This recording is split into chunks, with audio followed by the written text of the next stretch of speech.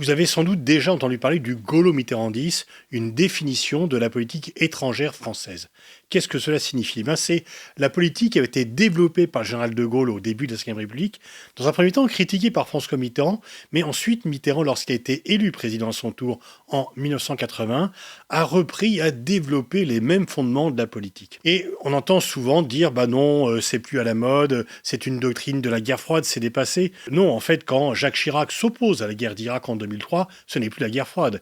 Et il s'inscrit tout à fait dans la veine du gaulo-mitterrandisme. Cette accusation de ringardisme que l'on applique à cette doctrine existait déjà. On disait déjà que De Gaulle était ringard ou que Mitterrand défendait des vieilles lunes en voulant maintenir une indépendance. Non, en fait, c'est toujours actuel et c'est un vrai clivage en matière de politique étrangère. En matière de politique étrangère, le clivage n'est pas tellement entre la droite et la gauche, mais plutôt entre les gaulo-mitterrandistes d'un côté et les atlantistes ou occidentalistes de l'autre. Le terme a été développé par Hubert Védrine lorsqu'il voulait définir la façon dont François Mitterrand allait incarner la politique étrangère française. Alors c'est vrai qu'il y a 3 actes majeurs que De Gaulle a fait lorsqu'il était président, qui ont été initialement critiqués par Mitterrand, mais qu'il a repris par la suite. D'abord, la force nucléaire. Mitterrand était critique en disant que finalement la force nucléaire française n'ajouterait pas grand-chose à la dissuasion globale des pays de l'OTAN. Mais pour De Gaulle, ce qui est important, c'est d'avoir un centre de pouvoir autonome et d'avoir sa propre protection pour pouvoir parler d'égal à égal avec l'Union soviétique, du fait de la dissuasion du faible au fort, et donc avoir moins besoin d'une protection américaine. À parvenu au pouvoir, Mitterrand se fera le champ de la dissuasion et ira même jusqu'à déclarer « la dissuasion, c'est moi ». Second point de désaccord de Mitterrand avec De Gaulle, c'est lorsque De Gaulle quitte les organes militaires intégrés de l'OTAN. Mais par la suite, Mitterrand va reprendre la même politique allié mais non aligné par rapport aux États-Unis, va dire à son tour que l'alliance atlantique n'est pas une sainte alliance et toujours préserver les marges de manœuvre de la France au sein de l'alliance atlantique et par rapport aux États-Unis. Troisième point, Mitterrand va critiquer la rupture de Gaulle avec Israël après la guerre des 6 jours en 1967, mais par la suite, alors qu'il sera le premier président de la Ve République à se rendre en Israël, il va y plaider bien sûr pour la sécurité d'Israël, mais également pour la reconnaissance des droits nationaux des Palestiniens. On voit donc qu'il y a un corpus diplomatique commun à De Gaulle et Mitterrand, c'est ce qu'on appelle le gaulo-mitterrandisme.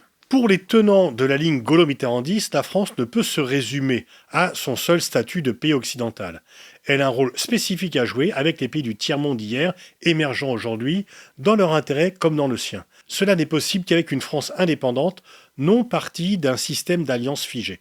La France est alliée, mais non alignée. Elle doit se montrer en phase avec l'intérêt général et favoriser le multilatéralisme et la multipolarité. Enfermer ou résumer la France dans son statut occidental revient à en limiter l'identité et les capacités d'action.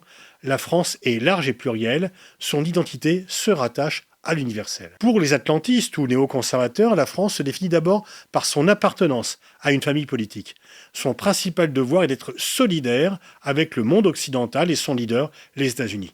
Si une menace met le pays en danger, hier l'Union soviétique, aujourd'hui l'islamisme ou la montée en puissance de la Chine, elle doit conduire à accepter de s'inscrire dans les pas du leadership occidental, à savoir celui de Washington. La France est donc avant tout un pays occidental, caractère déterminant de ses choix en matière de politique étrangère. De Gaulle, tout en étant proche des Américains, en ayant soutenu le camp occidental lors de la crise de Cuba, lors de la construction du mur de Berlin, a pris ses distances lorsqu'il estimait que la France devait avoir une posture indépendante. C'est pour cela qu'il a reconnu la République populaire chinoise en 1964. On va, en janvier 2024, fêter le 60e anniversaire, malgré l'avis négatif des États-Unis qui pensaient que la France ne pouvait pas avoir des relations indépendantes avec un pays communiste. De Gaulle a dit qu'il ne pouvait pas ignorer le poids de la Chine dans le monde et que c'était l'intérêt de la France d'avoir des contacts avec un pays fût-il communiste. De même donc qu'il va décider de se retirer des organes militaires intégrés de l'OTAN tout en restant dans l'Alliance Atlantique parce qu'il estimait que cela venait limiter les marges de manœuvre de la diplomatie française et que ce venait trop l'assimiler à un camp. Il va également critiquer le rôle du dollar comme monnaie internationale, critiquer la guerre du Vietnam que mènent les Américains et plaider pour l'autonomie européenne pour dire que l'Europe devait s'organiser pour ne pas dépendre des États-Unis. Mitterrand va être lui aussi un allié fidèle des États-Unis, notamment dans l'affaire des euromissiles, cette grande bataille. Il va plaider pour le déploiement des missiles américains pour venir équilibrer les missiles soviétiques qui étaient déjà déployés, pour dire qu'il faut d'abord un équilibre par le haut avant d'obtenir un équilibre par le bas avec le désarmement, ce qui sera obtenu. Mais sur bien des points, s'il était là dans cette grande bataille du côté des Américains, il a pris ses distances avec Washington, notamment en refusant de participer au programme de guerre des étoiles qui a été lancé en 1983 par Reagan, en disant que c'était à la relance de la course aux armements et qu'il fallait à tout prix éviter cela, en critiquant la politique de Reagan par rapport à l'Amérique latine, une politique de domination, notamment le minage des ports du Nicaragua, en critiquant aussi l'attitude qu'il jugeait trop brutale et trop fermée de Reagan par rapport aux pays du Sud, alors qu'il pensait qu'il fallait au contraire développer les liens avec les pays du Sud, ne serait-ce que pour empêcher l'URSS d'y avancer tranquillement, et puis en plaidant donc pour le fait que les Palestiniens puissent à leur tour se doter d'un État, ce que les États-Unis ne soutenaient pas. Le résultat de tout cela, c'est que la France a eu un poids supérieur à son poids réel parce qu'elle apparaissait avoir une politique indépendante, non alignée sur les États-Unis. Elle n'était pas un pays communiste, mais elle parlait librement avec Moscou et donc elle avait une politique tout à fait singulière et spécifique. Et pour la plupart des pays du Sud, eh bien, c'était un partenariat complémentaire. On pouvait avoir des relations avec la France, mais si on était l'allié de Moscou. On pouvait avoir des relations avec la France, mais si on était l'allié des États-Unis, sans que cela n'enferme dans un rôle trop étroit.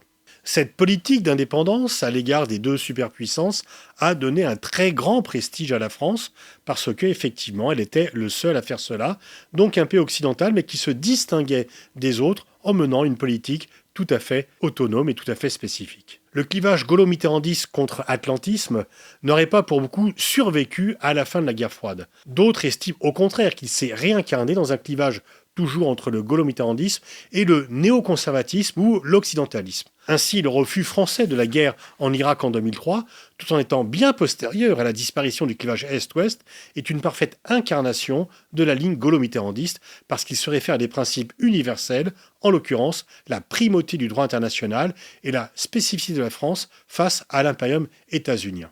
Et à l'époque, la France était créditée d'avoir une position à la fois lucide, parce qu'effectivement cette guerre a amené des catastrophes en termes de développement du terrorisme, mais en même temps courageuse, parce qu'il fallait avoir du courage pour s'opposer à l'hyperpuissance américaine. Qui sont les néoconservateurs ? D'une manière générale, ils estiment que le monde occidental bénéficie de valeurs supérieures aux autres civilisations et qu'il est justifié de les défendre, voire même de les imposer par la force. Ils considèrent qu'un monde unipolaire guidé par les États-Unis est préférable à un monde multipolaire, car ces derniers sont une démocratie, contrairement aux autres pôles de puissance concurrents. Et c'est pour cela qu'ils ont soutenu la guerre en Irak en 2003, c'est pour cela qu'ils ont appelé à bombarder l'Iran dès 2005 pour l'empêcher d'avoir l'arme nucléaire, qu'ils se sont également opposés à l'accord sur le nucléaire iranien qui a été trouvé en juillet 2015, qui évitait deux perspectives catastrophiques, soit l'Iran doté d'armes nucléaires, soit une guerre pour empêcher l'Iran d'avoir cette arme, vu les conséquences déjà catastrophiques de la guerre en Irak. Ils sont très souvent des soutiens inconditionnels d'Israël en pensant qu'Israël est une démocratie qui est à la pointe avancée du combat des démocraties contre le terrorisme. Ils veulent lutter contre le terrorisme, mais ils voient plus les effets du terrorisme sans trop réfléchir aux causes. Et par rapport aux défis géopolitiques que pose la Chine, ils considèrent qu'il faut rejoindre l'alliance des démocraties, parce que la Chine est un pays autoritaire et que donc on doit suivre la politique américaine à l'égard de la Chine et qu'il n'y a pas à avoir de différence d'appréciation vis-à-vis de Washington à l'égard de Pékin. Généralement, ils pensent aussi que le monde est divisé entre démocratie et régime autoritaire, et donc ils nient un peu le fait que dans le sud global, il y a également des démocraties, et que le clivage The West versus the Rest est un clivage qui existe, et que dans le reste, il n'y a pas que des régimes autoritaires. Ceci est généralement plutôt nié par les occidentalistes. Souvent, ils caricaturent le gaulo-mitterrandisme en disant que ça résume à un anti-américanisme. Ce n'est pas le problème, c'est tout à fait inexact. La France est l'alliée des États-Unis, mais une fois encore, elle doit pouvoir prendre des décisions autonomes. Et à chaque fois qu'elle l'a prise, cela a quand même été plutôt favorable à la France et ça lui a permis donc d'avoir ce statut particulier. Alors bien sûr, nul ne peut dire aujourd'hui ce que ferait De Gaulle ou Mitterrand, mais les grandes lignes, c'est donc priorité à l'indépendance de décision. La France doit prendre des décisions en fonction de son intérêt national, mais en même temps, son intérêt national n'est que mieux défendu s'il s'incarne dans des combats qui correspondent à l'intérêt général. Les autres pays n'ont pas à se soucier de l'intérêt national français, mais lorsque la France s'oppose à la guerre d'Irak, lorsqu'elle lutte contre le réchauffement climatique, pour un rééquilibrage des questions nord-sud, eh bien, elle fait quelque chose qui correspond à son intérêt, mais qui en même temps élargit son audience dans le reste du monde. Au-delà des étiquettes, ce qui reste le plus important, c'est donc bien la fidélité aux spécificités et aux fondamentaux de la politique extérieure de la France, sans lequel le pays risquerait d'être sans cesse à la remorque des événements, sans aucune boussole. En fait, en général, la communauté stratégique, la plupart des journalistes ou des experts sont plutôt occidentalistes, plus que gaulo-mitterrandistes. Ils voient la plupart d'entre eux dans le gaulo-mitterrandisme quelque chose de ringard. La population française, elle est plutôt attachée à cette tradition, une tradition d'indépendance qui lui convient bien et qui lui permet de se distinguer. Lors de la campagne pour les élections présidentielles de 2017, Emmanuel Macron s'était ouvertement et publiquement réclamé de la tradition gaulo-mitterrandiste. Il l'a fait depuis en disant que la France devait mener sa barque de façon autonome. Il faut admettre que la guerre en Ukraine est venue un peu resserrer la nécessité d'une cohésion occidentale et que cela lui fait faire parfois quelques infidélités à cette tradition.